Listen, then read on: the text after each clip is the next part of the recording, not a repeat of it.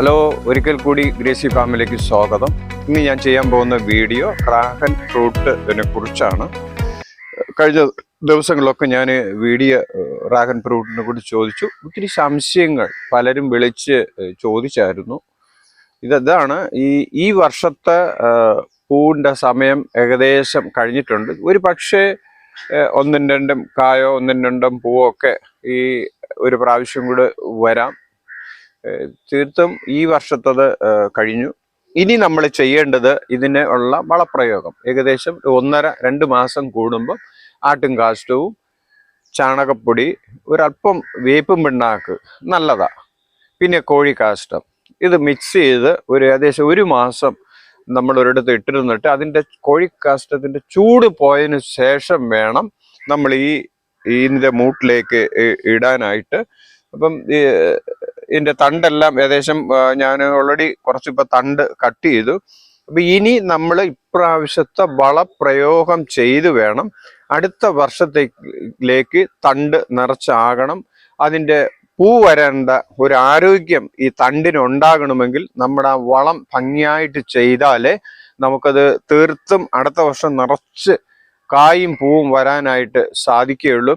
ഇതിനിടയിൽ ശ്രദ്ധിക്കേണ്ടത് ഫംഗസ് വരാതെ നമ്മളത് സൂക്ഷിക്കണം.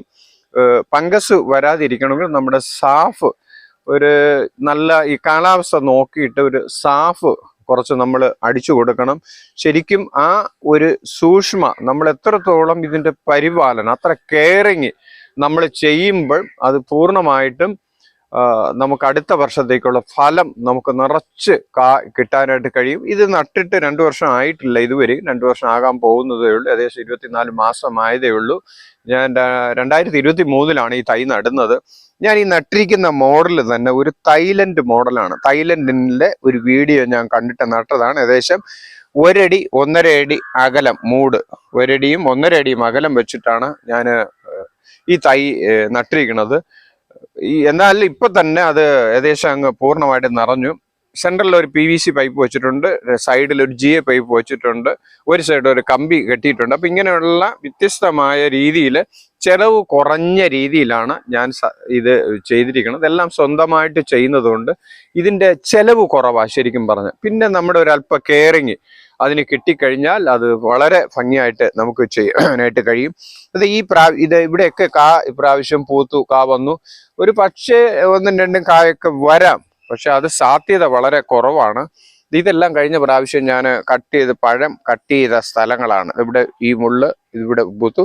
അടുത്ത വർഷത്തേക്ക് വേണ്ടിയുള്ളതാണ്. ഈ ഓരോ മുള്ളായിട്ട് ഓരോ പഴം വരാനായിട്ട് സാധ്യത ഉണ്ട്. അതുകൊണ്ട് നിങ്ങളുടെ ഈ വീഡിയോ ആദ്യമായിട്ടാണ് കാണുമെങ്കിൽ സബ്സ്ക്രൈബ് ചെയ്യുക, ലൈക്ക് ചെയ്യുക, ഷെയർ ചെയ്യുക, കമൻറ്റ് ചെയ്യുക മറക്കരുത് എന്ന് പറഞ്ഞ് വീഡിയോ ഞാൻ വൈൻഡപ്പ് ചെയ്യുന്നു.